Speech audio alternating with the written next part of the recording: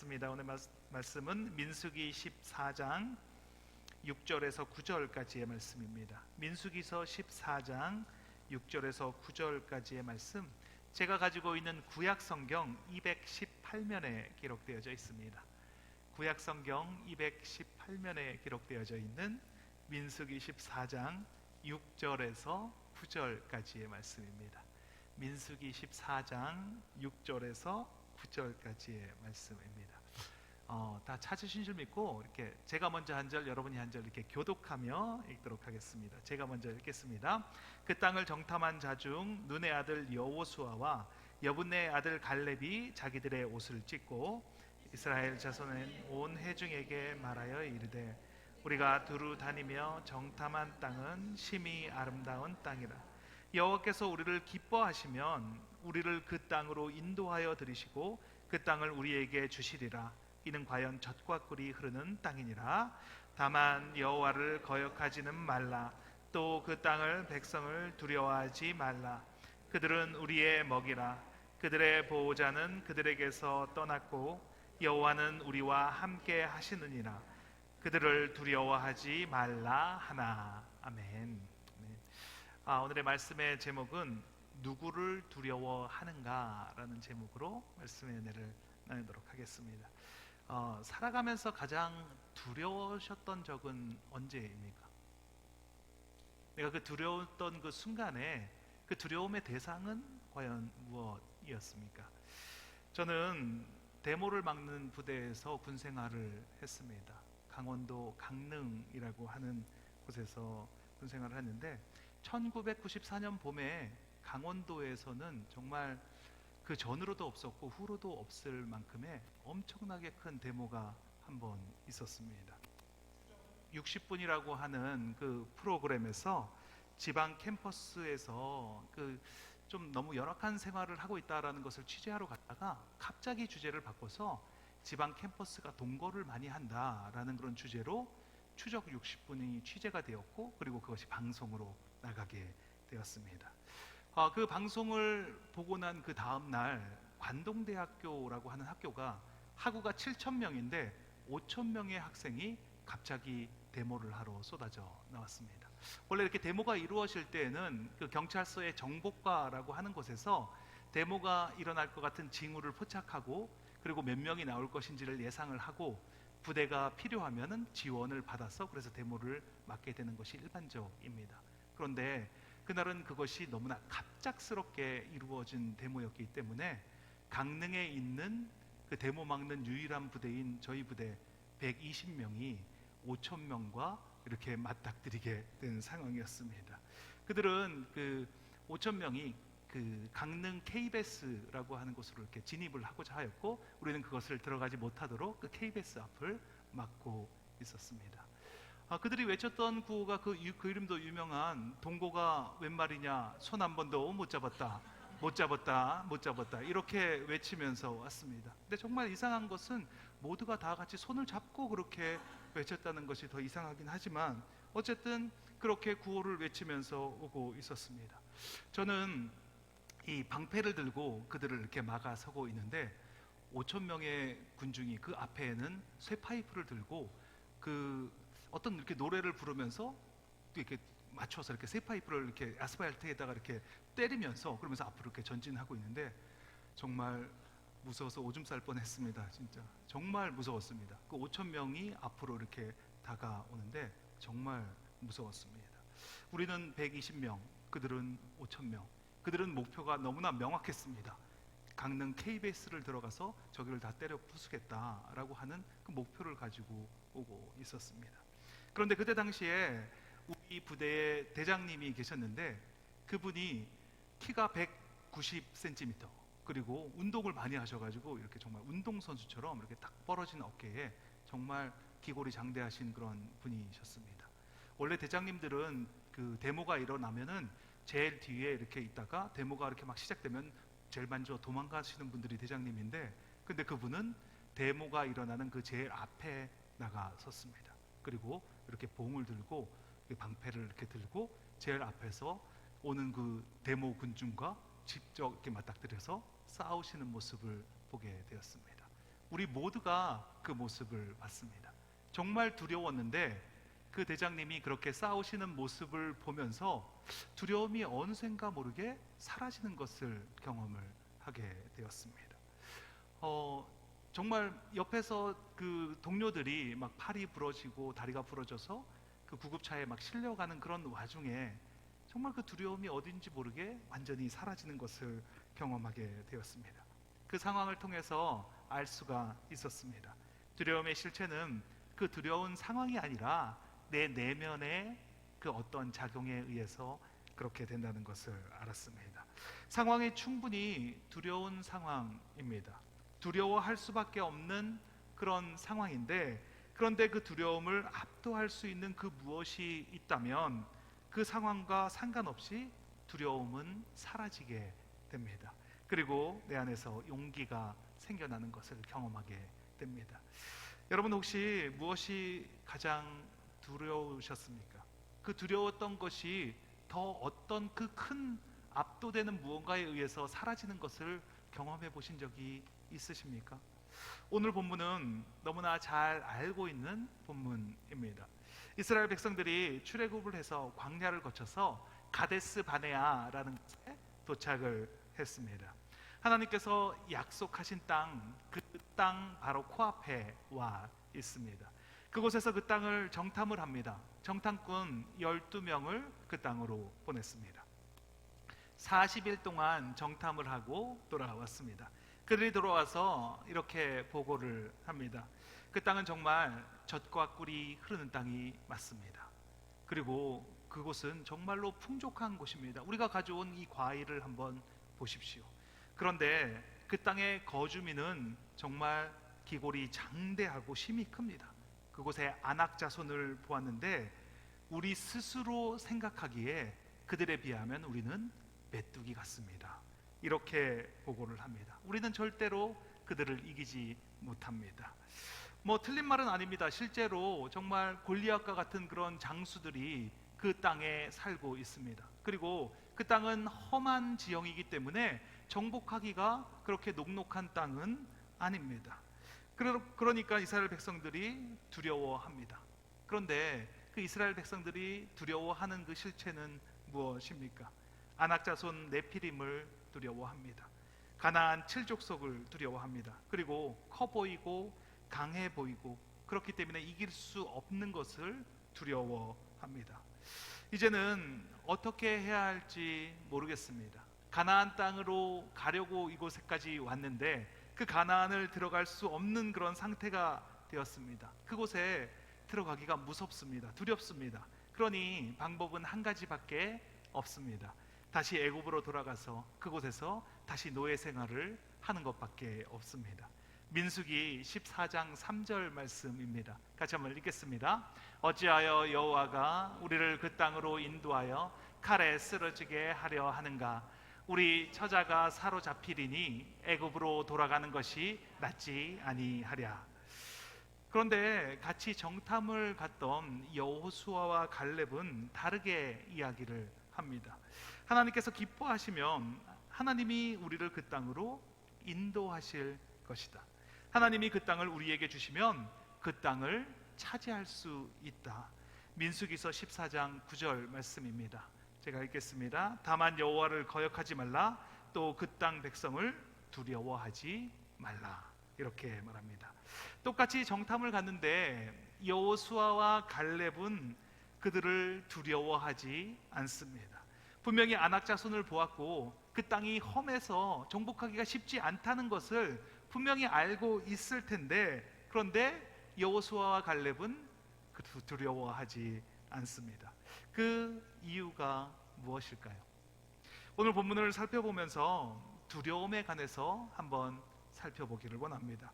두려워한다는 것은 무서워서 할 일을 못하는 것, 그것을 두려워하는 것이라고 말합니다. 이것은 마귀가 사용하는 방법입니다. 두려워서 아무것도 못하게 만듭니다. 두려워서 가나안 땅에 들어가지 못하게 합니다. 두려워서 새로운 시도를 못하게 만듭니다. 두려워서 하나님의 일을 하지 못하도록 방해합니다.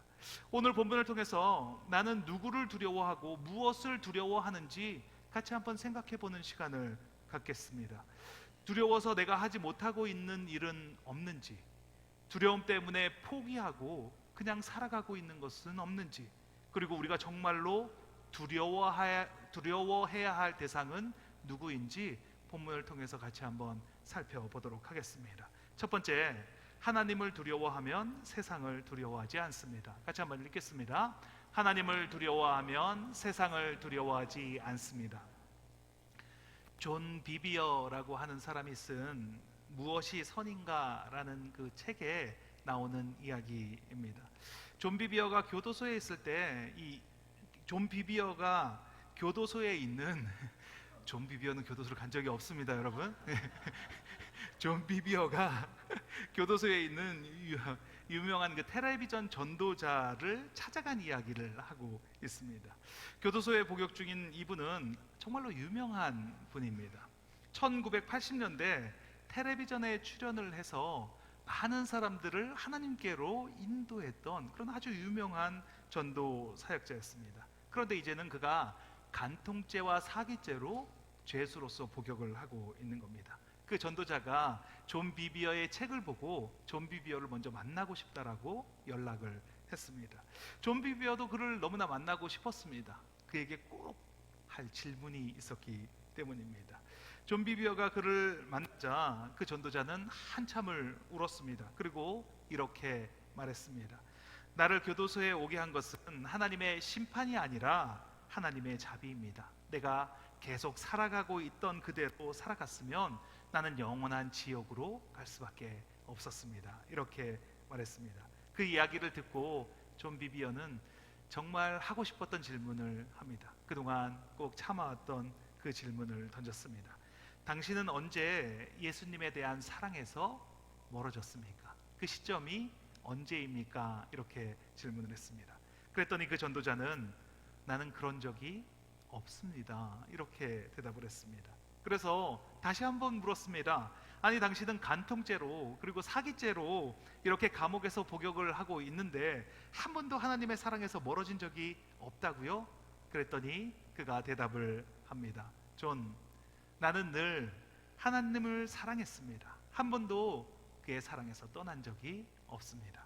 그러나 그분을 한 번도 두려워한 적은 없습니다. 이렇게 대답을 했습니다. 이 전도자는 하나님을 사랑했습니다. 맞습니다. 그랬을 것입니다. 그런데 하나님을 한 번도 두려워한 적이 없습니다. 우리는 흔히 하나님을 사랑의 하나님이다 이렇게 말을 합니다. 맞습니다.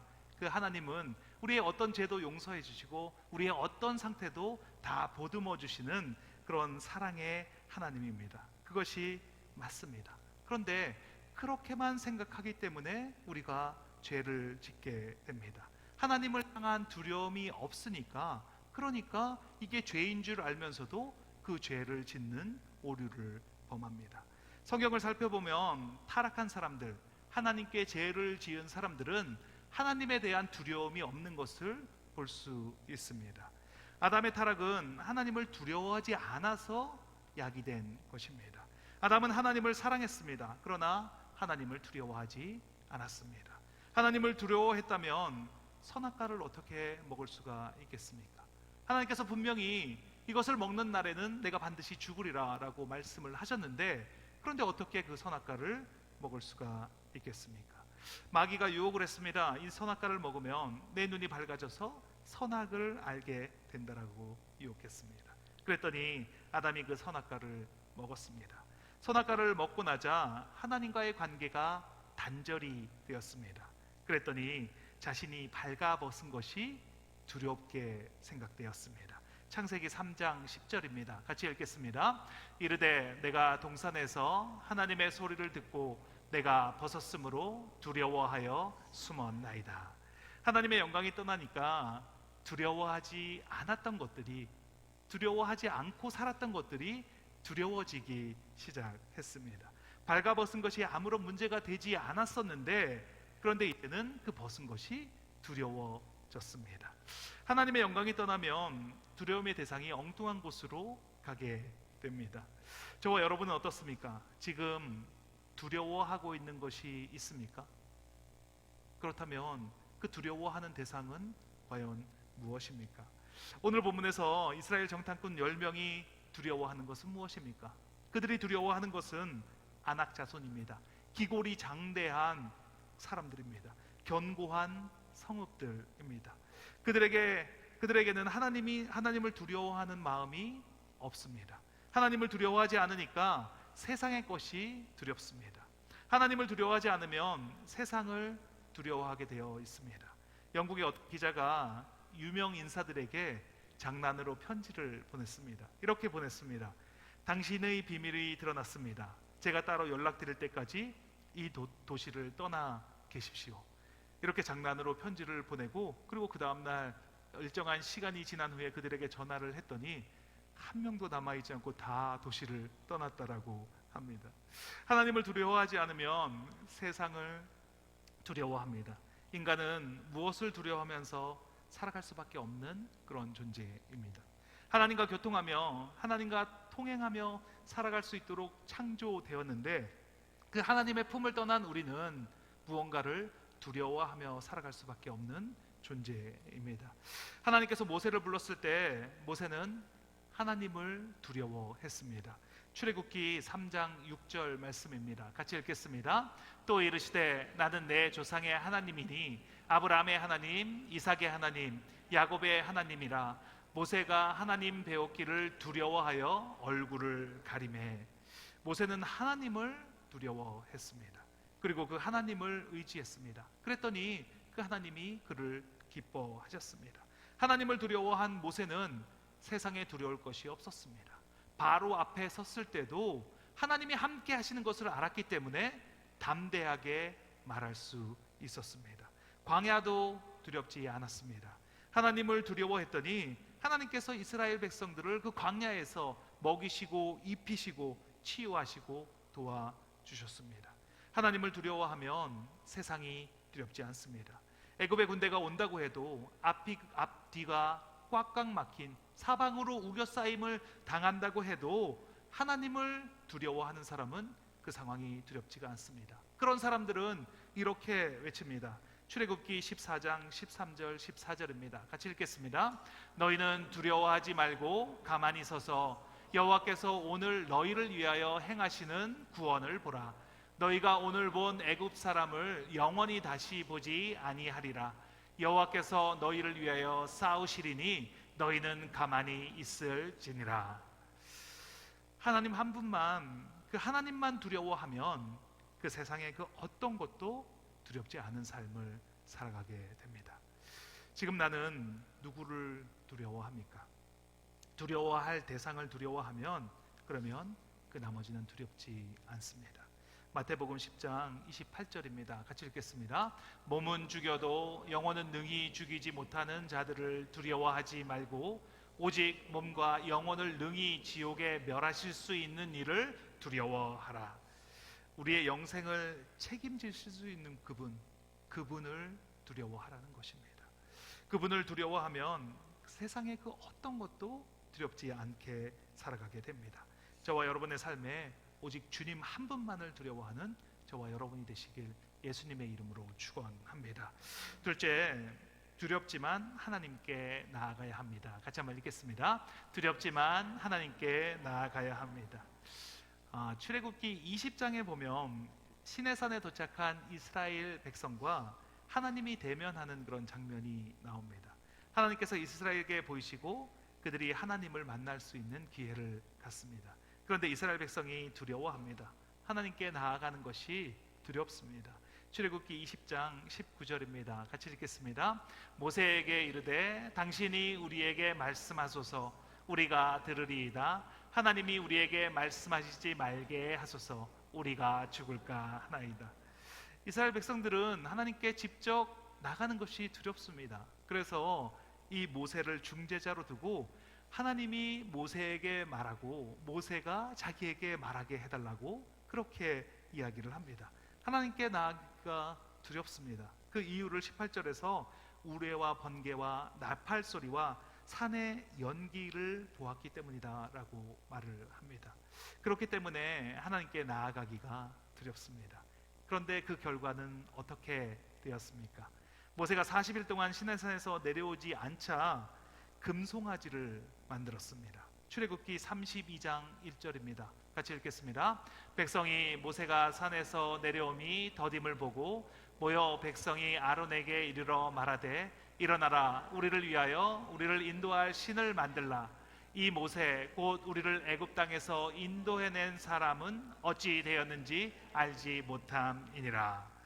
하나님이 두려워서 하나님께 나아가지 않자 금방 금송아지를 만듭니다. 왜냐하면 세상이 두려워서, 세상이 어떻게 될지 모르기 때문에 그렇게 되었습니다. 그래서 이방신을 만드는 것입니다. 이것은 공식과도 같은 것입니다. 하나님께 나아가는 것이 두렵습니다. 그래서 하나님께 나아가지 않습니다.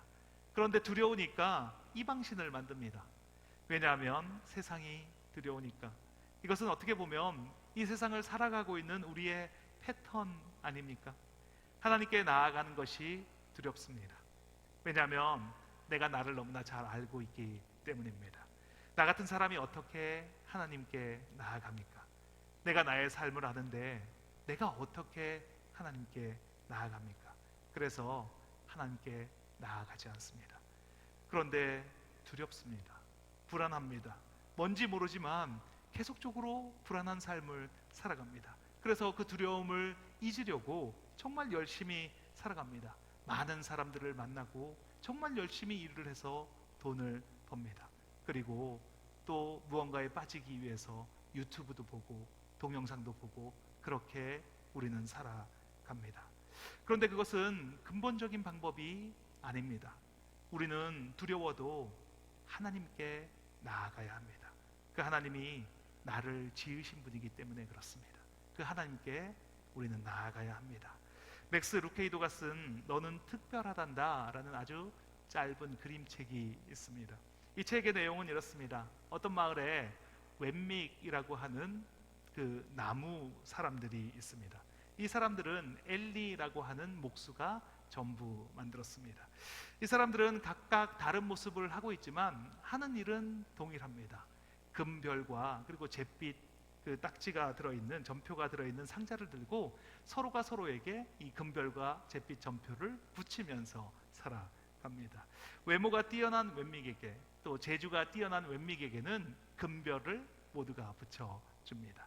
그런데 못난 웬믹이나 실수하고 볼품이 없는 웬믹에게는 모두가 잿빛 전표를 붙여줍니다. 판치넬로라고 하는 주인공 웬믹은 항상 이 잿빛 전표를 받습니다. 잘하는 것도 없고 실수투성이고 넘어지고 말썽만 일으킵니다. 그러니까 이 펀치넬로는 온통 잿빛 전표를 받습니다. 그러니까 밖으로 나가기가 두렵습니다. 그러다 어느 날 루시아라고 하는 여자 웬믹을 만나게 됩니다. 그런데 그 루시아는 아무런 표가 없습니다. 별표도 전표도 어떤 표도 가지고 있지 않습니다. 그래서 펀치넬로가 묻습니다. 너는 왜 아무런 표시가 없냐고. 그랬더니 루시아가 나는 매일 목수 아저씨 엘리를 찾아간다라고 말했습니다. 펀치넬로도 아무런 전표가 없이 살고 싶습니다. 이 잿빛 전표를 다 떼버리고 살아가고 싶습니다. 그런데 엘리 아저씨를 만나러 가는 것이 너무나 두렵습니다. 자기가 잿빛 전표를 너무나 많이 가지고 있기 때문에 엘리 아저씨를 만나러 갈 용기가 없습니다. 그러다가 용기를 내어서 그 아저씨를 찾아갑니다. 엘리 아저씨가 펀치넬로를 정말 반갑게 맞이해 줍니다. 엘리 아저씨가 펀치넬로에게 다가와서 이렇게 말을 합니다. 나쁜 표시를 많이 받았구나. 그때 펀치넬로가 말합니다. 저도 이런 표시를 정말 받기 싫었어요. 저도 정말 열심히 노력하며 살았어요. 이렇게 대답했습니다. 그때 아저씨가 말을 합니다. 나는 다른 웬믹들이 어떻게 생각하는지 상관하지 않는다. 펀치넬로, 남들이 어떻게 생각하느냐가 아니라 내가 너를 어떻게 생각하느냐가 중요하단다. 나는 너를 특별하다고 생각한다. 전표는 그것을 중요하게 생각할 때만 내 몸에 붙는 거야. 그러니까 네가 그것을 중요하게 생각하지 않으면 전표가 붙지 않는다. 그렇게 그 아저씨의 말을 믿었을 때 그 전표가 떨어져 나가는 것을 경험할 수가 있었습니다. 저는 이 책을 볼 때마다 정말 큰 감동을 받습니다. 아주 짧은 그림책인데 이 책에서는 아주 많은 이야기를 합니다. 우리가 살아가는 이 세상 속에 하나님이 우리를 바라보시는 그 관점이 어떤지를 이 책에서는 이야기를 합니다. 그런데 특별히 펀치넬로가 엘리 아저씨를 찾아가는 장면이 저는 너무나 좋습니다. 펀치넬로는 용기를 내어서 아저씨를 찾아갑니다. 왜냐하면 엘리 아저씨가 펀치넬로를 만드신 분이기 때문입니다. 그렇게 아저씨를 찾아갔더니 생각지 못한 일들이 일어납니다. 쓸모없고 못나고 아무것도 하지 못한다고 생각했던 펀치넬로가 아저씨를 찾아가고 나서 정말 완전히 새로운 삶을 살아가게 됩니다. 그럴 수 있는 이유는 그가 아저씨를 찾아갔기 때문입니다. 우리가 두려워하는 것은, 우리가 두려워서 하나님께 가지 못하게 하는 그것은 하나님에게는 아무런 의미가 없는 것입니다. 하나님은 내가 세상에서 실패를 하던, 볼품이 없건 잘하는 게 아무것도 없어도 별로 상관하지 않습니다. 왜냐하면 그 하나님이 나를 만드셨고 지금 이 시간에도 나를 인도하고 계시는 하나님이기 때문입니다. 정말 중요한 것은 우리가 하나님께 가느냐 나아가지 않느냐, 그것이 중요합니다. 그 하나님께 나아가면 이 세상에 금별도 제주도 그 어떤 것도 필요하지가 않습니다. 그것이 나에게 붙어 있어도 붙지 않아도 아무런 의미가 없습니다.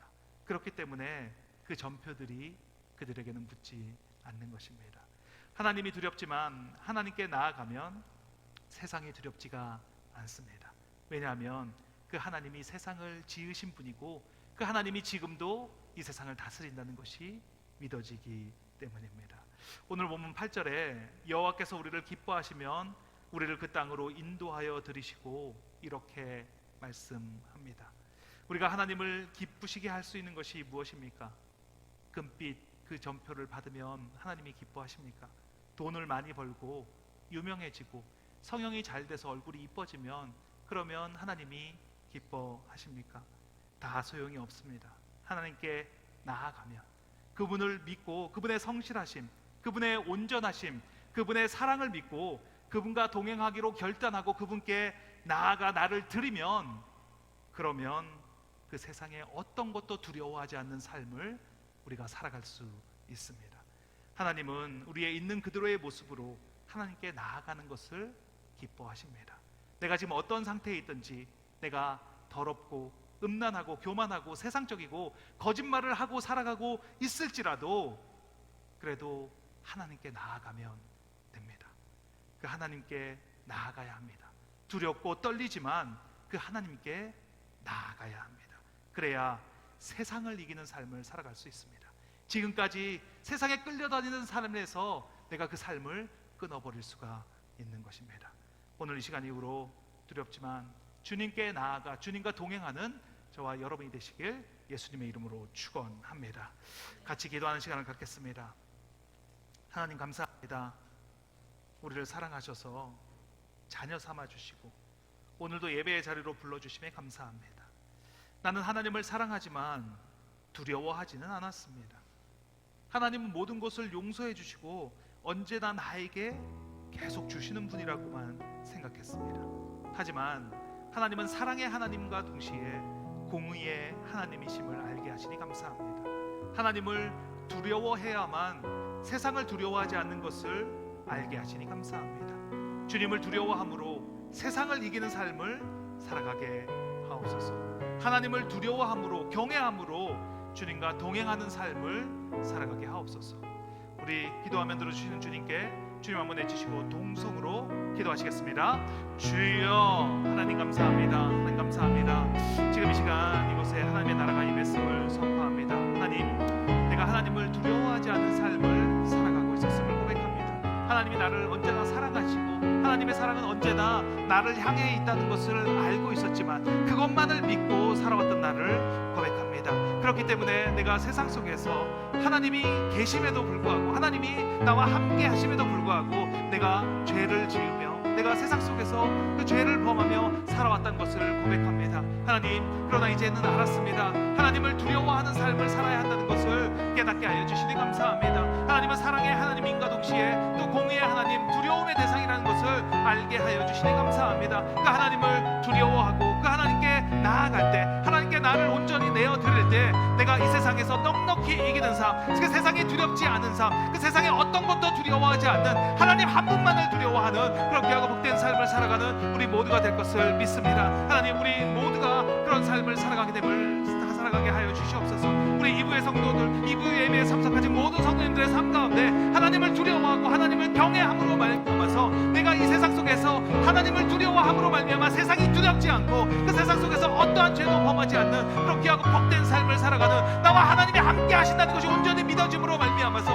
그 하나님이 원하시고 하나님과 함께 동행하는 그런 하나님의 그 삶을 살아가는, 하나님의 그 뜻을 이루어드리는 귀하고 복된 삶을 살아가는 우리가 될 수 있도록 하나님 함께하여 주시니 감사합니다. 하나님 감사합니다. 이 시간을 통해서 온전히 하나님을 만나게 하시니 감사합니다. 말씀을 통해서 말씀이 들려지게 하시니 감사합니다. 그 말씀을 통해서 온전히 하나님을 만나고 하나님과 함께 동행하고 하나님께 나를 온전히 내어드리고 하나님을 경외하고 하나님을 두려워하는 그런 귀하고 복된 삶을 살아가는 우리가 될 수 있도록 하나님 축복하여 주시옵소서. 하나님 한 분만을 두려워하면 그 세상에 어떤 것도 두렵지 않습니다. 하나님 한 분만을 두려워하면 세상에 그 어떤 것도 두려워하지 않는 그런 귀하고 복된 삶을 살아가는 우리가 됨을 믿습니다. 하나님, 그 삶을 살아가게 하여 주시옵소서.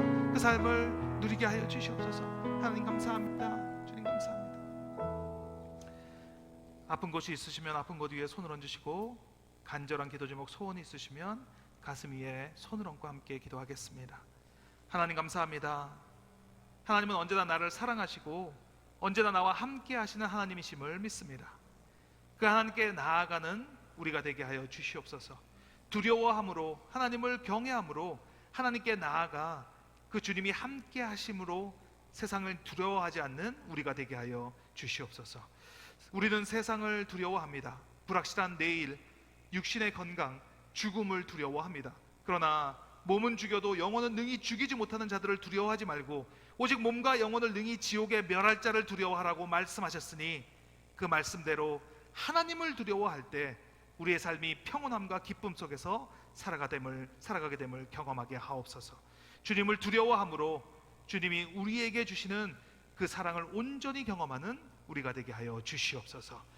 이곳에 하나님의 나라가 임했음을 선포합니다. 하나님 나라의 주인은 예수 그리스도이십니다. 나사렛 예수 그리스도의 이름으로 명하노니 육신의 질병이 깨끗하게 되었음을 선포하노라. 그가 찔림은 우리의 허물 때문이요 그가 상함은 우리의 죄악 때문이라. 그가 징계를 받음으로 우리는 평화를 누리고 그가 채찍에 맞음으로 우리가 나음을 받았도다. 머리끝부터 발끝까지 예수 그리스도의 정결한 보혈의 피를 뿌리고 바르고 덮습니다. 암세포가 소멸되게 하시니 감사합니다. 허리 통증이 깨끗하게 사라지게 하시니 감사합니다. 고혈압이, 당뇨가 깨끗하게 치유되었음을 선포합니다. 두통이 사라지게 하시고 기관지가 깨끗하게 치유되게 하시고 시력이 회복되게 하시니 감사합니다. 소원과 기도 제목을 가지고 손을 얹었습니다. 불안한 마음, 억울한 마음, 분한 마음, 두려운 마음이 떠나갔습니다. 용서하지 못하게 하는 마음이 사라졌음을 선포합니다. 사랑으로 행하지 못하게 하는 더러운 영, 지금 이 시간 묶음을 놓고 떠나갈지어다. 하나님 나라에서 이루는 것이 이 땅에서 이루어졌음을 선포합니다. 그것을 증거하게 하시니 감사합니다. 예수 그리스도의 이름의 권세가 믿어지게 하시고 입술로 선포하게 하시고 그 이루어진 것이 그려지게 하시고 그 삶을 살아가게 하시니 감사합니다. 예수 그리스도의 이름으로 기도합니다. 아멘. 아멘.